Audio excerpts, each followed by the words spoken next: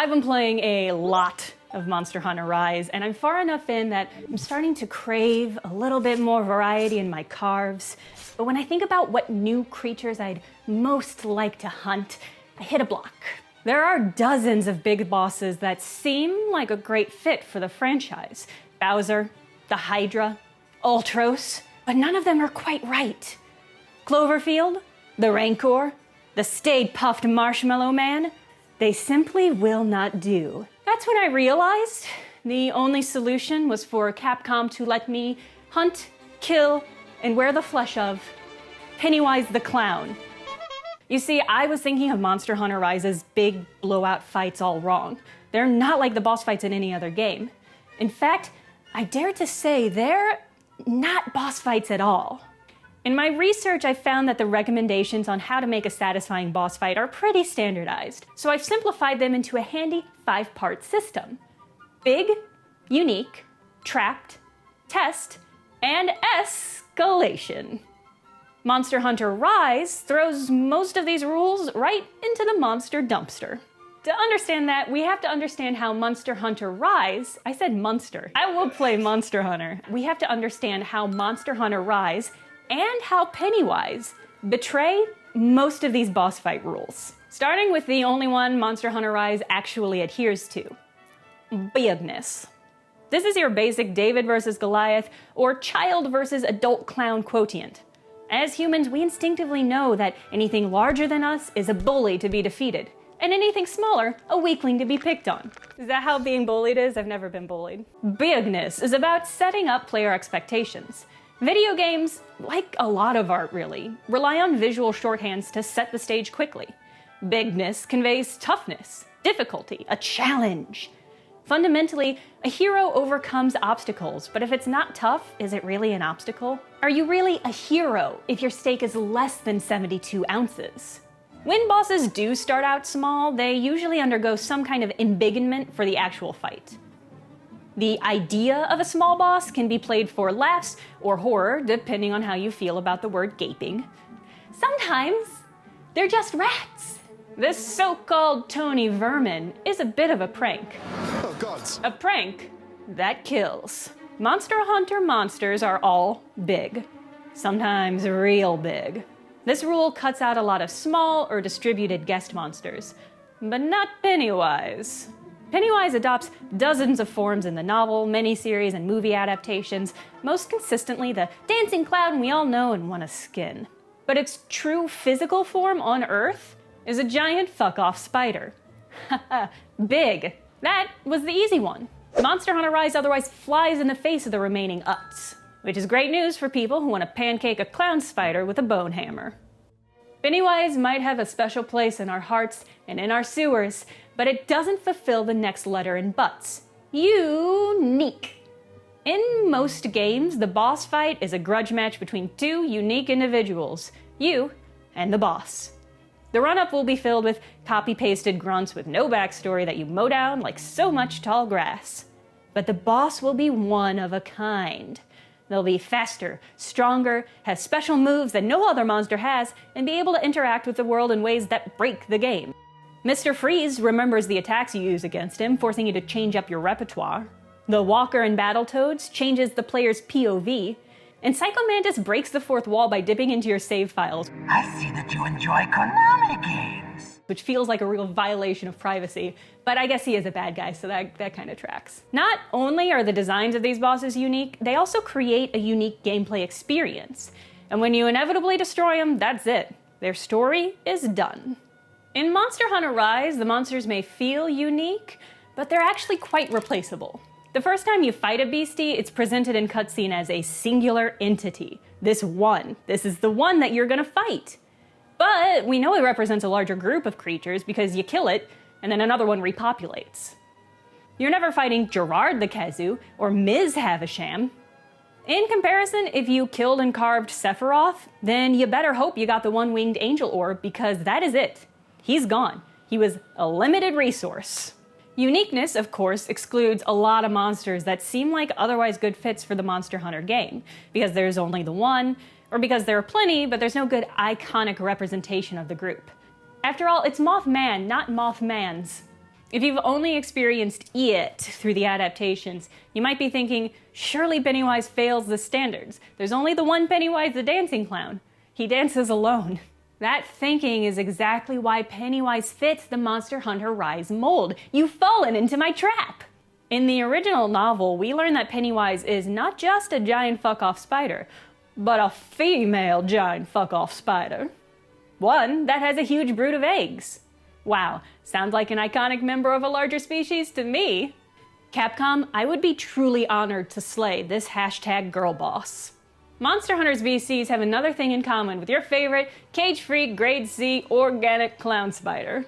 In most boss battles, you are trapped, physically and emotionally, in an arena of some kind. A single frame or some coliseum where the door fogs over behind you. This is so prevalent, sometimes you can just look at an area and be like, that's no moon. In his GDC talk, Blizzard game director Luis Barriga says an arena should have 3 areas. Control, where the boss is, direct threat, where the boss can attack immediately, and indirect threat, where the boss can attack if they move. You'll notice that list does not include safe areas. The direct and indirect portions should be roughly 50-50, but no part should be entirely outside the boss's grasp. Trapping the player turns simple, familiar actions, like dousing your bloody stump in magic chemical, into a high-stakes endeavor. Otherwise, you could just sit there, shooting spitballs at the sucker until you deplete their health. Which is also fine, honestly. If the game lets you do it, do it. But if we look at a Monster Hunter Rise map, it's mostly safe areas. Monsters frequently disengage from fights, giving you all the time you need to sharpen up your, hammer? Hammer? Plus, sometimes other monsters will crash your fight, which is wild. If I were fighting Vicar Amelia and the Bloodstarved Beast showed up, I would flip my table. I'm not here for that. One at a time. Make a queue. Almost every climactic battle takes place in an arena and not just in video games. Stakes feel higher if Luke Skywalker is trapped fighting the Rancor. This eliminates a lot of waterlocked monsters that I thought would be a good fit for Monster Hunter Rise. Classics like Bruce from Jaws, or Loch Ness, who, gosh, I really would love to ride. It also eliminates Big Bird and Snuffleupagus because what is Sesame Street if not an arena? Then there's Pennywise. Although the final fight happens to culminate in the sewer, it doesn't have to. It doesn't even happen entirely in one spot in the sewer, it's distributed. Like in Monster Hunter, the groups engage and disengage, fall back to heal and regroup, and you don't have to worry about any underwater battle sections because we all float down here. Yes, we do. Pennywise only ever attacks during summer break, which means school's out on the next letter in our butts, which is test. Bosses often test your ability to perform specific skills, usually related to something you just learned or an item you just got. They act as gatekeepers to prevent players from moving to a level that might be too difficult. As my living room wall says, if you can't handle me at my boss, you don't deserve me at the next level of difficulty. Bosses motivate the player by providing a clear, actionable goal. Find this thing and kill it. And because of that, bosses also act as a kind of meta reward.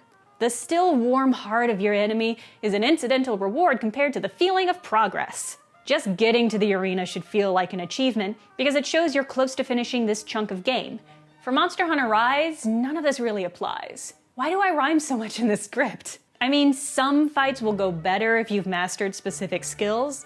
Mizutsune's Water Blast will test your wire bugging, Broth will test your environmental awareness, and Volvodon will test your fucking patience.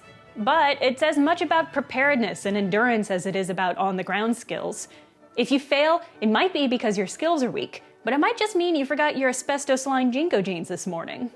Bosses are meant to feel different from the normal gameplay grind, but the monster hunts just are the gameplay.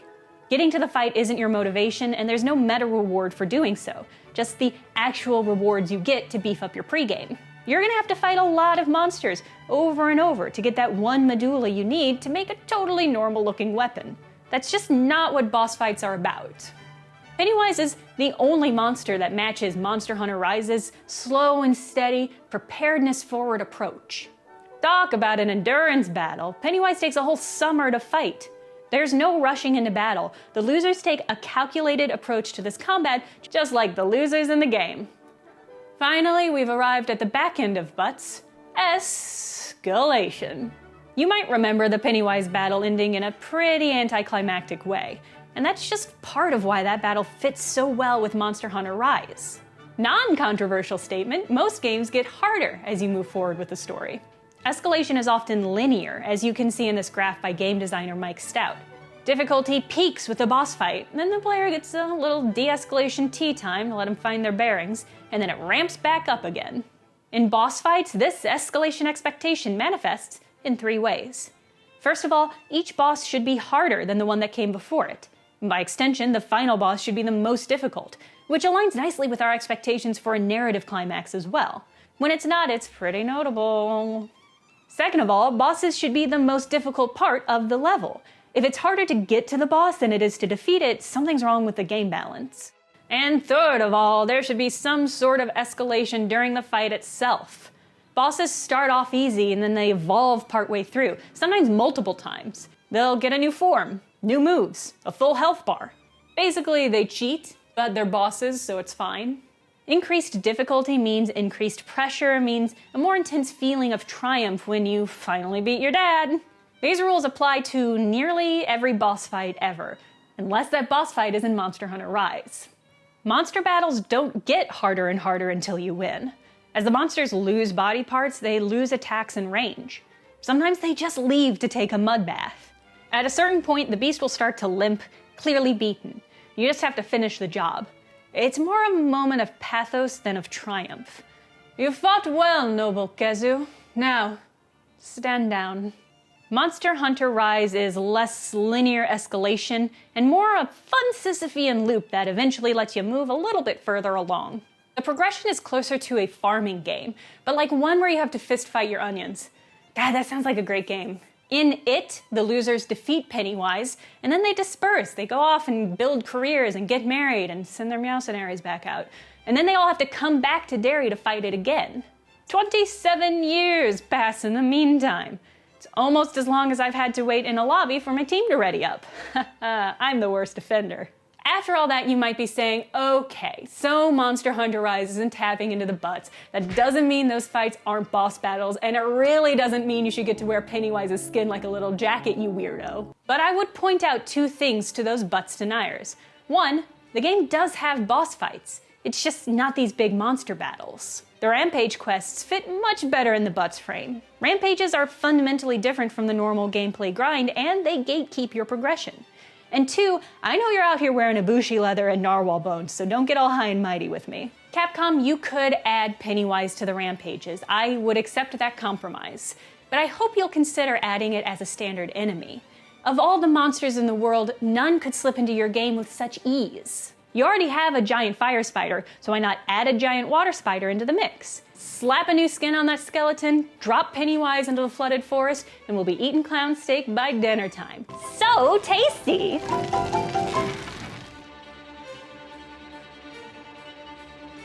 I want to fight an onion. Why'd you make me cry? Ugh. Okay. Who's crying now? I bet onions hear that a lot.